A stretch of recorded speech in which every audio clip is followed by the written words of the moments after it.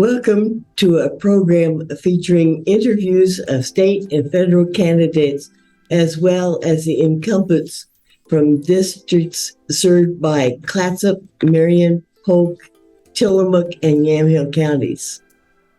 I'm Ruth McEwen, an advisory council member serving Northwest Senior and Disability Services Advisory Council.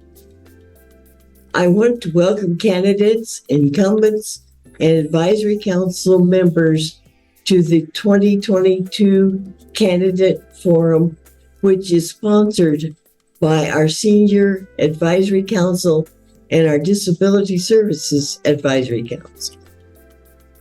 Northwest Senior and Disability Service is a local governmental organization that provides Medicaid, Oregon Project Independence, Older Americans Act, and grants-funded programs. The mission of the Northwest Senior and Disability Services is to promote dignity, independence, and health, honor choice, and empower people. The assistance and support we provide consumers include information and assistance, in-home and community-based services, and financial and medical help, meal sites and home-delivered meals, option counseling, adult protective services, Medicare counseling, peer mentoring, money management, as well as health and wellness programs. Because of the number of state legislative districts that our service area covers, we have invited a large number of candidates to be interviewed. Each candidate has been given information on the format used in these interviews. Each candidate will be introduced by a member of the advisory councils. Then each candidate will have the opportunity to answer questions which will be timed. That way you, the viewer, can compare apples to apples.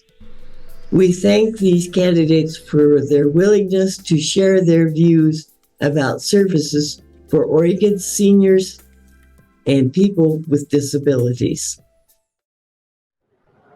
Hi, my name is Linda Crandall. I'm a member of the Senior Advisory Council at Northwest Seniors and Disability Services. Today I'm interviewing Christopher Mann. He is a Republican candidate for the U.S. Congress, District 1. We'll be asking Christopher questions related to seniors and people with disabilities. Welcome, Christopher. Thank you for sharing your time with us. Well, thank you so much, Linda. It's a great opportunity, and I look forward to not only communicating my goals, but also getting an opportunity to learn what seniors and people with disabilities are concerned with the most. For your first question, how have you advocated for seniors and people with disabilities in the past? Linda, I think that my advocating over the last 12, 13 years has mostly been with the veteran community, having deployed twice to the Middle East and running a veteran nonprofit, but many of those veterans do fall into that category. So I've been down to the state capitol fighting for the veteran funding, and then also the veterans with disabilities. I've worked with Rotary, I've worked with the Master Masons, I've helped deliver meals. I've seen some of the programs that are done by nonprofits throughout the state of Oregon. And I look forward to really making some positive changes that have negatively affected the senior and disability community over the past few decades. Thank you. The Older Americans Act provides critical programs for older adults in Oregon.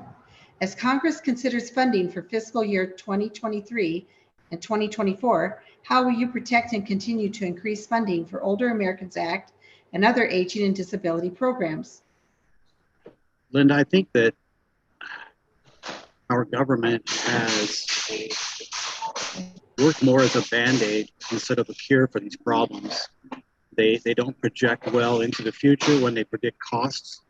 It's very evident when it comes to increasing SSD, SSI, and the current inflation is a perfect example. There needs to be the ability for the government to make a immediate change in the amount of money and the funding. They can't just wait for a year to go by and say, we'll address this next year. It needs to be immediate. It needs to be reactionary to what's currently going on. So the one thing I would make sure that happens is our government is able to react to things as they're happening in real time and not come back later and try to fix it. No money in 2023 is going to help the senior in 2022. So we need to make sure we can react to those things and make immediate additions to the amount of money that we receive. And then we also have to project ahead of time. I think that even when you talk about building costs and lower income housing, we usually bid those projects and things on today's prices, but we know inflation hits, whether it's small or whether it's as big as it is right now. But we have to make those projections and allow for the contractors and those doing the contracting to come together and not stall out a project because they can't agree, but just to make it happen, to continue to provide the resources necessary. Thank you so much. How will you address food insecurities for seniors and people with disabilities? We know we have great organizations out there with the churches and with Meals on Wheels. I think even 2 elections ago, there was rumor that we were going to stop funding things like Meals on Wheels, which ended up being not true. But I think one good thing would be to find a way to motivate people to join Meals for Wheels so they can get out there and put more people on the streets to deliver these meals and take care of them. I think the follow-up with the communities and the churches to really find out which of your members, which of your parishioners, which of those people in your organizations do you know is really hurting for money.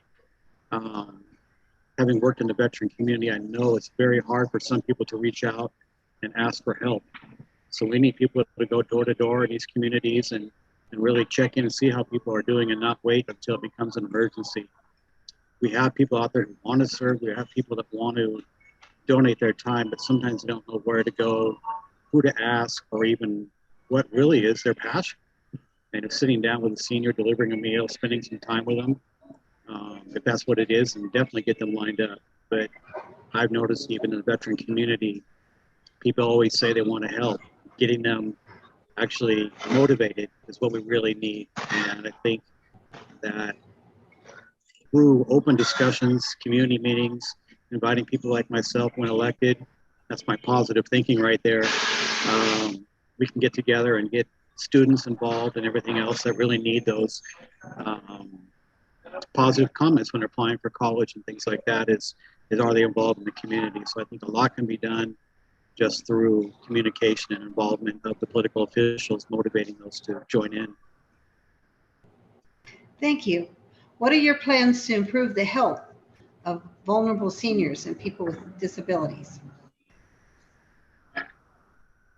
I wish I had the 100% magic wand. I could wave an answer at that. I think one is through, I want to make sure this isn't one of the questions you're going to ask ahead of time here, but one is this whole holding people ransom to get things passed in government. I am not that guy. I'm not going to put people's lives in jeopardy to not vote for what's the right thing to do. We've heard this now for almost 2 years that if we don't pass the Build Back Better bill, we can't let Medicare, Medicaid fight for lower prescription costs. And I think that's a bunch of malarkey. That's just a bargaining tool. We should have passed that a long time ago. There's no reason why we should have these high costs for pharmaceutical medicines and things that everybody needs, but instead are using as a bargaining chip. And a human life is not a bargaining chip. I'd be on the floor screaming every day, let's just get this single thing passed. We need to quit messing around. Medication is way too expensive. We can throw out billions of dollars for the COVID relief to get people who are struggling with diabetes, and we ignore them. And that's wrong. It is 100% wrong. And I am not that guy, again, that goes into the house and sit there and let you bargain with people's lives because you want something else passed. It's time for people to stand up and not be a political machine, but be a machine and a servant of the people. And that is my goal when I get there, is to is to change the way things are done. Thank you. What will you do regarding Medicare and Medicaid to keep Oregon seniors and people with disabilities in their homes with access to mental health and substance abuse services? I think there's two things that I thought about that recently would really be good. One is property taxes for seniors. In our country, we are taxed so many times on the same dollar, and we have people that have paid taxes their whole entire life. They've raised their kids. Sometimes they've raised their children's kids, their grandkids, and we continue to tax them. I think we need to come up with a solution to quit taxing seniors, keep them in their homes. Just imagine with the way property taxes are now, and all of a sudden they got to pay another $200 or $300 or $400 a year for their property tax. That's ridiculous. The government has money, and to continue to tax the seniors and disabled on a home that they've been paying on their whole life and did the right thing, made their payments, they've owned their house free and clear, and to continue to tax them is honestly the wrong thing. I also think it was very unfair back when Biden was a senator. He's the one that started taxing the Social Security income. That was a tragedy. It was done years ago. We need to overturn that and reverse that immediately. We need to quit taxing people over and over and over again, especially for all the hard work they've done.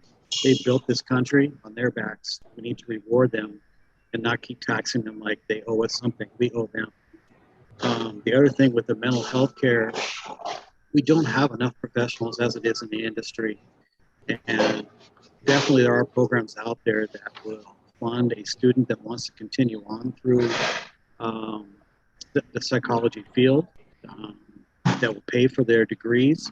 Then they serve in a underserved community. So we could definitely find funding for these kids to go to these programs, get their education, get their degrees, and then go serve in a senior community for 3 years, go work with disability people, everything else, and fulfill that obligation. I'm sure that once they've gotten in there and they've been helping those people, it will stay with them, and they will want to continue to help serve those areas where we need the most care. So I do think it's a government thing where we need to fund those programs with the guarantee that the student will then graduate and serve those communities as they were asked to do in the beginning. Thank you. How will you address the lack of accessible, affordable housing for seniors and people with disabilities? We know that in the city of Portland and surrounding areas here, at least in Oregon, that when a building goes up, they are supposed to provide a certain amount of units in those places for them to live. And once again, I don't think we need to keep taking money away from our seniors. I would really like to see a program where if you're going to build in the city, then you build or at least supply the funding to build another unit just as big as the one you're going to build. If you want to build a 200-unit apartment complex, well, then you need to fund what it costs to build another 200 units that would be affordable housing, aging, and seniors, people with disabilities. And in those facilities, we could obviously provide the resources that it comes to reaching out to programs that provide food, people that can visit them and really look in on them, because even now you look at the cost of senior care, it's amazing that you look at these big, beautiful facilities being built. I don't know who can afford to live there. My mom always says if she ever moved out of her house, she doesn't know how she'd afford to live in a place like that, where you're getting charged for everything from your meals to putting a jacket on, which I think is absolutely deplorable that they would charge a senior living in one of their beautiful places to put a coat on for them. This is wrong. So I think that any amount of development that's being done in the city should also provide so much funding for these places so that we can give them a good place to live with the security as well, because we know that along with affordable housing, there does come a certain element, and we need enough security with cameras in the hallways and places to protect these people. They're very vulnerable, they're very trusting, and they just want to be loved and taken care of, and people take advantage of that. So not only providing the housing, but also the care and the security they need to feel safe and happy where they're living. Thank you so much. We've been visiting today with Christopher Mann, a Republican candidate for U.S. Congress District 1. Thank you for joining us today for this interview with Christopher Mann, a Republican candidate for U.S. Congress District 1. Thank you so much, Linda. And you can all reach out to me through chrismancan.com. I reply to all my own emails and I take my own phone calls. I am a grassroots guy here and I want to work hard for you. So thank you so much for listening and watching this video. God bless America. I want to thank the candidates on behalf of the members of the Senior Advisory Council and the Disability Services Advisory Council of Northwest Senior and Disability Services for attending our candidate interviews. Copies of the interviews can be checked out from Northwest Senior and Disability Services by calling 503-304-3451. Again, that number is 503-304-3451. We hope the information that has been provided will help you make informed choices when you vote. The opinions expressed here are not endorsed by Northwest Senior and Disability Services. For more information or to get connected to services provided by Northwest Senior and Disability Services, please call 1-866-206-4799. Again, that number is 1-866-206-4799. The advisory councils for Northwest Senior and Disability Services would like to thank Capital Community Media for the production of the forum. Thank you for watching.